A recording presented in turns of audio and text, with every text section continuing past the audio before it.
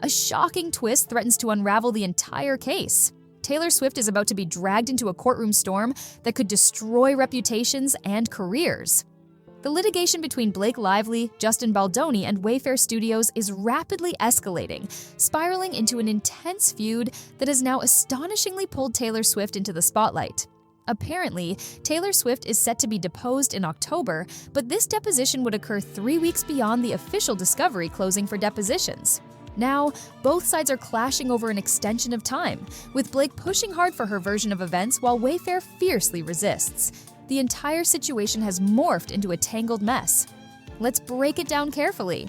From the start, there have been heated disputes between Blake Lively, Justin Baldoni, and the Wayfair parties regarding the scope of subpoenas and the sensitive information being requested. This conflict involves not only third-party records, but also document production battles between Blake and Wayfair.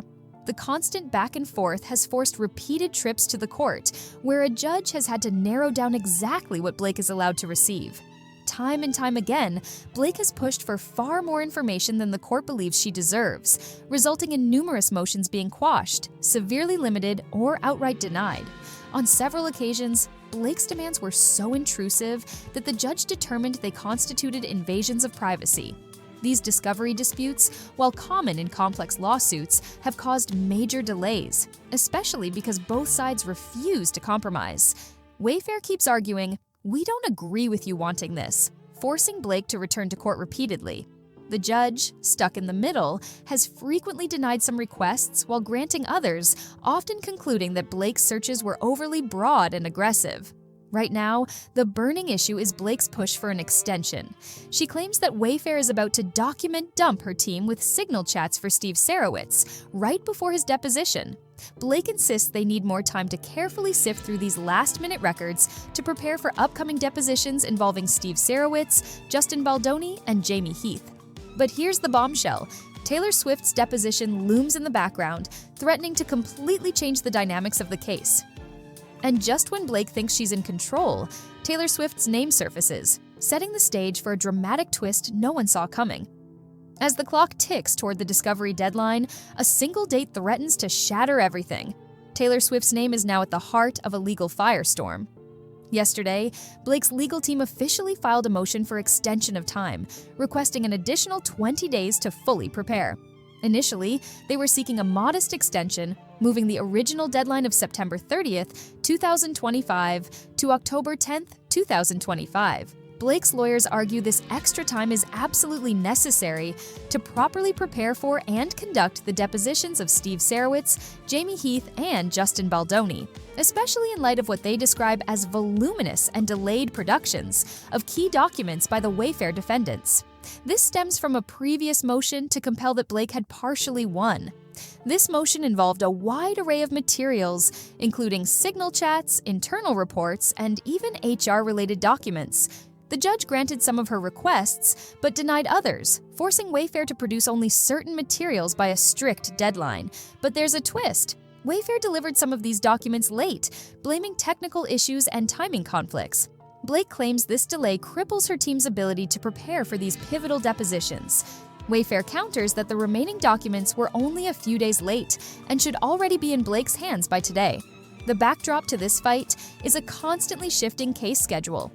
Originally, the court extended the close of fact discovery by 6 weeks to align it with expert discovery after a partial agreement between both sides. But now, Blake is demanding 20 more days, while Wayfair refuses to budge unless they get something in return. On September 10th, after a tense meeting between all parties, Blake's team reached an impasse. The plaintiff's counsel and Jones parties consented to the request, but Wayfair's attorneys flat out refused, insisting they would only agree to an extension if all discovery deadlines were pushed back by 30 full days, including both party and third-party depositions. This standoff set the stage for a dramatic confrontation. But beneath this deadline dispute lurks something far more explosive: the shocking revelation that Taylor Swift herself might be forced to testify. Blake's filing hinted at this bombshell indirectly, but it wasn't until Wayfair's response that Taylor's name exploded into the open. In their letter to the court, Wayfair's attorney, Ellen Garrett, painted a very different picture. She claimed Blake knew for over a month that these documents were coming and even agreed to the September deposition dates, fully aware that more material would arrive beforehand. Ellen laid out the timeline. On August 4th, Blake filed her motion to compel more documents. On August 11th, Wayfair opposed the motion but agreed to produce extra records voluntarily. After discussions, both sides scheduled depositions for September 15th through 22nd, including Steve Sorowitz, Jamie Heath, and Justin Baldoni. Ellen's main point: Blake knew exactly what was coming and was misleading the court by claiming she was blindsided. But then came the real bombshell. Ellen revealed that Wayfair's true reason for wanting a scheduling modification was Taylor Swift's deposition. According to Wayfair, Taylor agreed to appear for a deposition between October 20th and 25th, but her packed professional schedule made it impossible for her to testify before then. Wayfair insisted they were not seeking a blanket delay, only a specific accommodation for Taylor's testimony. Everything else in the case would proceed on schedule, but Blake's team immediately pushed back, accusing Wayfair of using Taylor's name as part of a relentless media strategy designed to create a media spectacle and distract from their own misconduct. They argue Wayfair wasn't diligent enough to schedule Taylor earlier and is now trying to bend the rules at the very last moment. The stakes couldn't be higher. If Taylor's deposition is allowed, it could upend the entire trial strategy, unleashing unpredictable testimony. If it's denied, Wayfair loses a potentially crucial witness, one that Blake herself originally identified as relevant. And just when you think you figured out who's telling the truth, a secret email surfaces, hinting that someone may be lying about whether Taylor Swift ever agreed to testify at all. Out of nowhere, Taylor Swift's legal team filed a letter directly to the court, and it sent shockwaves through both sides. Represented by Venable LLP, Taylor's attorneys wrote, "We have consistently maintained that my client has no material role in this action. Taylor Swift did not agree to a deposition. However, if she is forced by subpoena, she would comply and has informed us that her schedule would only allow her to appear during the week of October 20th, if the parties can resolve their disputes." This statement changes everything. Taylor is distancing herself from both Blake and Wayfair, making it clear she is a neutral party with no allegiance to either side. However, her response undercuts Wayfair's narrative that she had agreed to testify. Instead, Taylor is framing this as compliance, not cooperation. She didn't volunteer to testify. She's not siding with Blake or Wayfair. She's only appearing because she doesn't want to obstruct justice by fighting a subpoena. This clever positioning protects Taylor's public image while keeping her out of the toxic feud between Blake and Wayfair. But behind the scenes, this raises critical questions.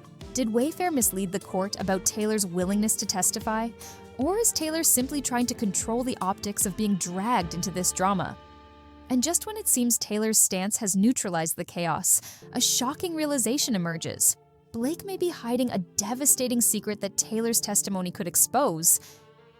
Blake Lively's team fights tooth and nail to silence Taylor Swift, but the harder they push, the clearer it becomes that something explosive is being hidden.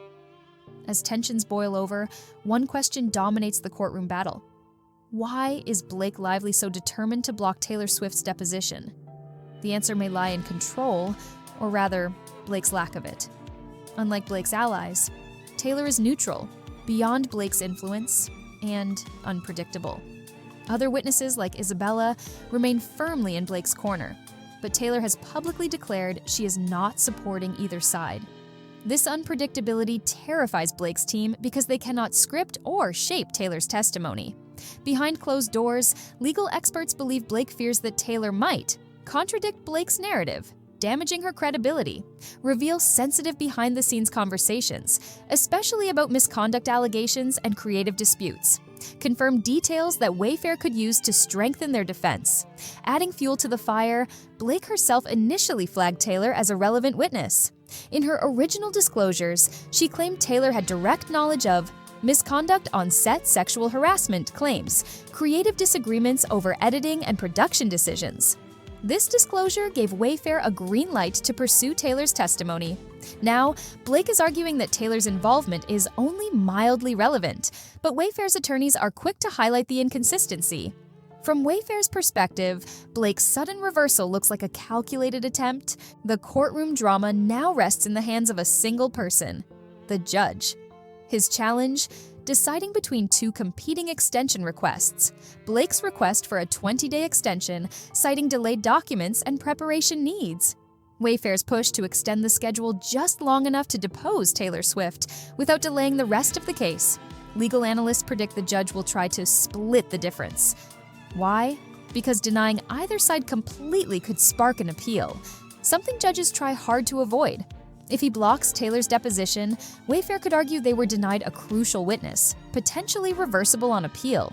If he refuses Blake extra prep time, her team could claim unfairness due to delayed documents, also reversible on appeal. Thus, the most likely outcome is a compromise. The judge will allow Taylor's deposition during the week of October 20th, but he will not grant a sweeping 30-day extension for all discovery. Blake may receive a limited extension for her depositions, just enough to level the playing field. Even as Taylor insists she has no material role in this case, her influence is undeniable. Her text messages with Blake, already handed over by court order, have been deemed relevant enough to warrant review. Taylor may genuinely wish to stay neutral, but her mere presence at a deposition could tip the balance of the trial. The irony?